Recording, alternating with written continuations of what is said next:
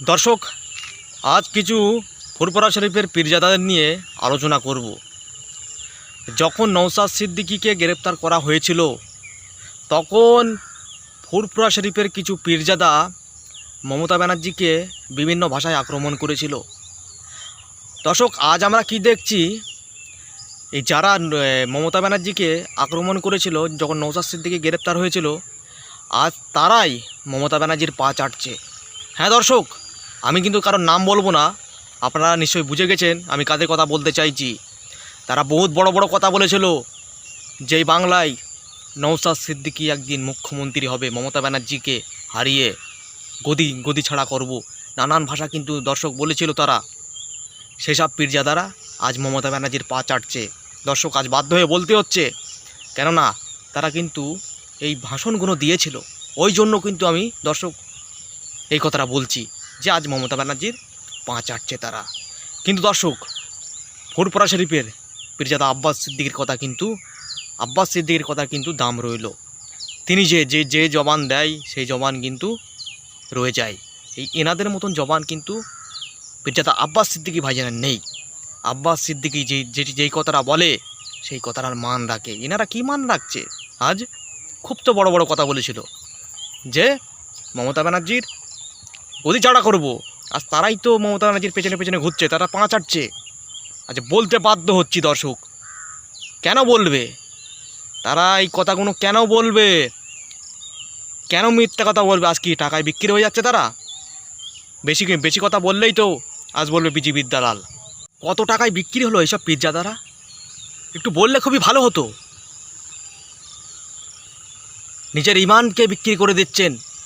ছি ছি ছি ছি ছি, লজ্জার বিষয়। সামান্য টাকার জন্য এত জলসা কাট করছেন, এত টাকা কামাচ্ছেন, তবু কম পড়ে যাচ্ছে। একজন ফুরফুরা শরীফে আপনাদেরই ভাই, সে রাজনীতির ময়দানে নেমেছে, তাকে সাপোর্ট না করে বা তার বিরোধিতা করছেন কিসের জন্য? টাকার জন্য, নাম কামানোর জন্য, এমএলএ হওয়ার জন্য। এটা ভুলে গেছে যে আজ আমাদেরই পরিবারের একজন রাজনীতি করছে, করুক, তাকে সাপোর্ট করব। এই যেরকম একজনের নাম বলছি আমি, ওই তহা সিদ্দিকী আবার একজনকে রাজনীতির ময়দানে নামাবে শুনছি। সে আবার অন্য কেউ না, ফুরফুরা শরীফের একজন পীরজাদা। ইনিই কিন্তু একটা সময় বলেছিল, যখন পীরজাদা আব্বাস সিদ্দিকী ভাইজান রাজনীতির ময়দানে নেমেছেন, ইনিই কিন্তু একটা সময় বলেছিল যে হুজুরের ছেলে কেন রাজনীতি করবে, পীর পরিবারের ছেলে কেন রাজনীতি করবে। আজ এনেই বলছে ফুরফুরা শরীফের একজন পীরজাদাকে রাজনীতির ময়দানে নামাবো, অভি ভাঙড়ে নওশাদ সিদ্দিকীকে হারাবে বলে ভাঙড়ে দাঁড় করাবে। পীরজাদা তহা সিদ্দিকী বলছে। তহা সিদ্দিকীর কথার কোনো দাম রইল না। তিনিও কিন্তু দুরকম কথা বলছে। এরা সব দুমুখো সাপ। দর্শক এনাদের নিয়ে আমি আগে কিন্তু ভিডিও বানাতাম, কিন্তু আজ এনাদের হরকত দেখে বাধ্য হচ্ছি ভিডিও বানাতে। ভেবেছিলাম এদের নিয়ে কোনো আলোচনা করব না, কিন্তু বাধ্য হচ্ছি এদের নিয়ে ভিডিও করতে।